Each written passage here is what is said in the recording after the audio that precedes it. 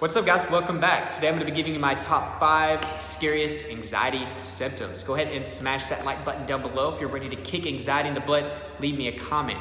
Let me know your top 5 scariest anxiety symptoms. I want to see if we have any in common. I have a little suspicion that we will, okay? This video is primarily to relate with you guys, like many of my videos, to show you that you aren't alone in this fight against anxiety. So without further ado, we're gonna jump right into this. I bet you can guess what my number 1 scariest symptom was. I talk about it all the time, but yes, it is chest pains, all right? This was something that was with me from the get-go. My very first panic attack was accompanied with chest pain. And for the first 2 to 2.5 years of my 5 years dealing with anxiety disorders, I would primarily worry about my heart.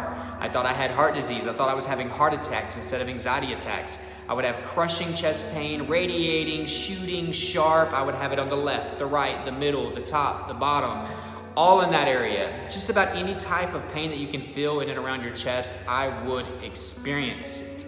This was caused by muscle tension, but at the time I wasn't hearing it. I wasn't listening to the doctors. I didn't care what the testing said. I was primarily looking at Google and self-diagnosing myself with various heart conditions, okay? This was a miserable time for me. It landed me in the ER, the hospital. It had me spending the night in my car at the ER in case I was gonna have a heart attack.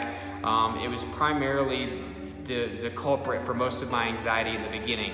And I know many of you are dealing with this. The best thing to do at first, guys, is to get your reassurance from a doctor, a professional, okay? That way you can rule it out, and then you need to try not to focus on it. It can take time, okay, for that to subside, but if you stop focusing on that and actually accept that it's anxiety, that makes a huge, huge difference. I noticed that the very first thing, whenever I would go into fight or flight response, and my adrenaline would get going, was my chest would tighten up immediately. Some of us are not like that, but for me, that was the very first thing that happened. It's so crazy, but that was the first area that would tighten up. So that's why I would really think that I had a heart problem.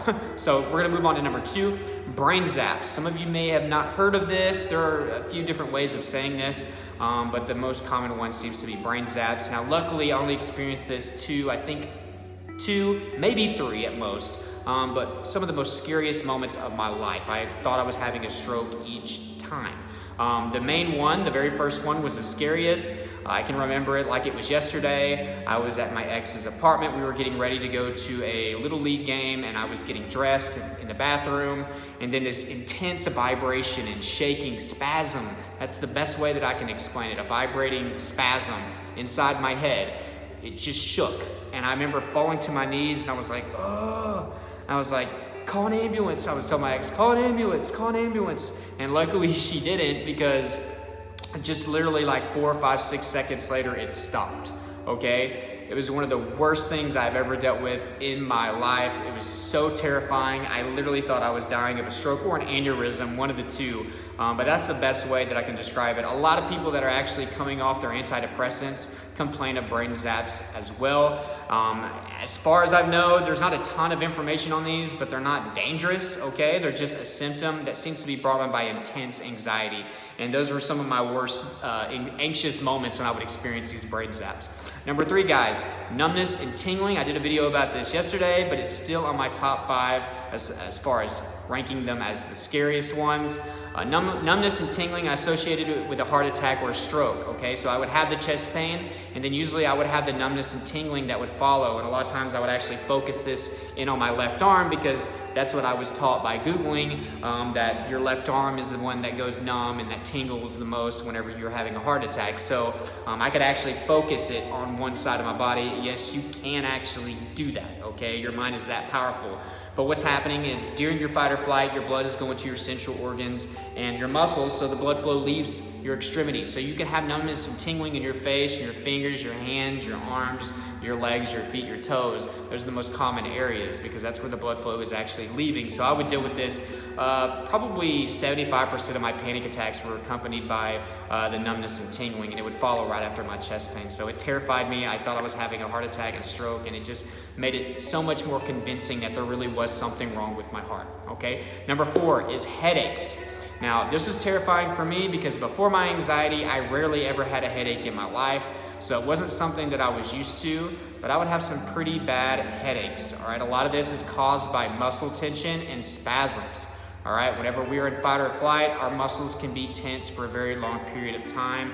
This can cause some intense headaches. Now, everybody is different, so people are going to experience different types. I will say if you're prone to headaches or migraines, anxiety can make them much more intense and make them last longer and happen more often. So I just want you to know that. So if you're going through this, my heart goes out to you, because headaches just suck in general. They make you not want to do anything, and they terrified me because I would think I was having a stroke again or an aneurysm. That's why I rank it in my top 5.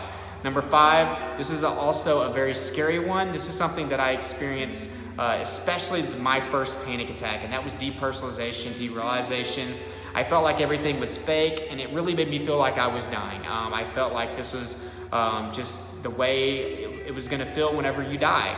I felt like I was looking at myself from above, especially in that first panic attack. Everything seemed fake, like it was a reenactment or a movie. I just felt out of there. Nothing felt real, okay? I didn't feel like I was, attached to this reality. I felt extremely detached, and it was very, it was tremendously terrifying for me. And I know many of you struggle with depersonalization on the regular. There's actually depersonalization and derealization disorder. I highly recommend you check out the Anxiety Ninja. He makes a lot of depersonalization and derealization videos. It's not something I'm an expert on, but I would have this during my most intense anxiety and panic attacks, okay? It was more so of a symptom than a disorder, but it was very terrifying. If you're needing help with that, check out his channel. I also have his course down below in the description. You can check out his course for depersonalization if you struggle with it on the regular. So those are my top 5. Remember to let me know what your top 5 are below. And guys, if you haven't got my free ebook, Anxiety Symptoms Explained, I talk about a lot of these symptoms and actually go into more in-depth detail and explain to you why they are happening. So it's totally free. It's a gift for you. It's my free ebook, Anxiety Symptoms Explained. It's in the description and in the first pinned comment. So check out the description, tons of resources. Subscribe if you haven't. Hit that bell so you get updates when I put my videos out. Leave me a comment, like this video if you got value, and I will talk to you next time, guys. Keep on fighting in your recovery.